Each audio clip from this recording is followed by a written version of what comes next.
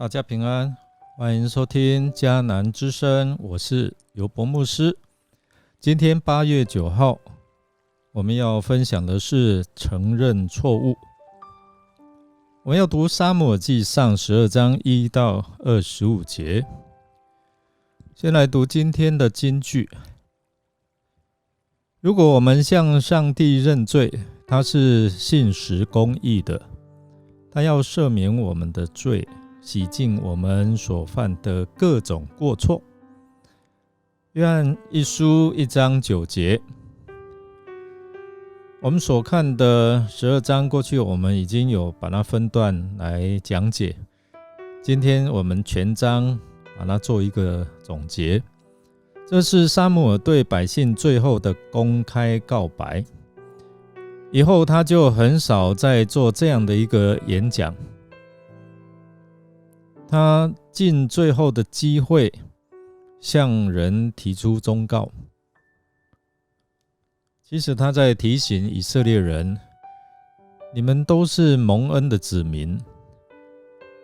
从旧恩历史来看，摩西那时代一直到现在，上帝都使你们关关难过关关过，使你们安然居住，但是你们却常常忘记需要提醒上帝的救恩。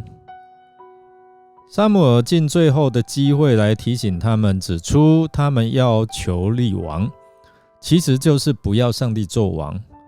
这一点我们过去常常一直反复来提醒，而这一件事情是犯了大错，所以透过大自然的这样的一个神迹，用打雷，用降雨，要来证明撒母耳他所说的话一句都不落空。所以我们看撒母耳，他不是要发泄自己的不满，好像逼他退位，乃是要他们知道错误，并好好的听从上帝的话。你们不要再得罪上帝了。撒母耳是上帝设立的领袖，所以在透过责备立王的这件事情，指出他们的罪，然后用自然界的这样的一个力量打雷降雨，所以在那一天说了之后就打雷降雨，使众民惧怕上帝和撒母耳。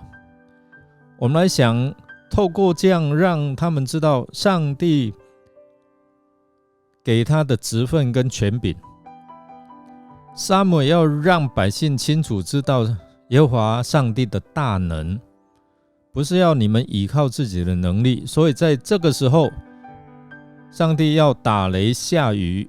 有时候我们会问，为什么是在这个时候？刚好是在收割哦。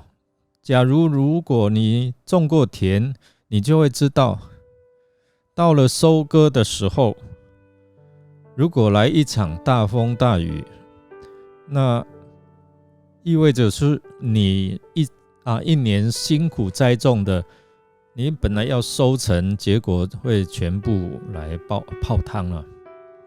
所以每一次我们看到这些果农种植的人遇到台风，他们赶快要抢收，如果来不及，整个这些的果园，这些的水果就会烂掉，就会坏掉。撒母耳要百姓知道，如果上帝要惩罚他们是很容易的一件事情，所以一场暴风雨就会毁了他们辛苦栽种。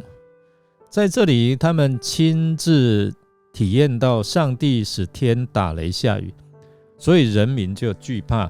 这时候透过这个惧怕，也让他们看到自己的罪。圣经告诉我们说，罪上加恶，这个罪是复数的代表说他们承认之前他们犯了许多的罪，那现在呢又加上这一件邪恶的事，就是为自己立王，抛弃了上帝。所以上帝借着撒母耳来鼓励以色列百姓，他们认罪了，所以叫他们不要害怕，要忘记过去，努力面前。虽然你们做了这些不好的事，但上主不离开你们，反而你们要专心来侍奉他。说一再提醒，上帝的话也提醒我们，今天的金句说，我们若认自己的罪，上帝是信实的，是公义的，他必要赦免我们的罪，洗净我们一切的不义，就在我们愿意悔改归向他。所以愿我们可以坦然无惧来到上帝施恩的宝座前，我们可以成为一个随时得恩惠怜悯的子民哦。我们来默想，以色列百姓犯了很多次的罪，那他们甚至弃绝上帝。现在呢，在他们面对罪的时候，终于承认错误了。如果有人指出你的错误，你会如何回应呢？让我们一起来祷告。亲爱的主耶稣，我们感谢你，因为你为了我们的过犯来到世上，为要背负我们一切的罪债。我们敬拜你，称颂你，因为你是何等的慈爱信实。虽然我们常常得罪你，但你对我们的爱总是不改变。愿主圣灵常常督促我们不偏离你的道，让我们不离开你的旨意。我们这样祷告感谢，是奉靠主耶稣基督的圣名求，阿们。感谢您的收听，如果您喜欢我们的节目，欢迎订阅并给我们鼓励与代祷。我是尤伯牧师，祝福您一天充满平安、健康、喜乐。我们下次再见哦。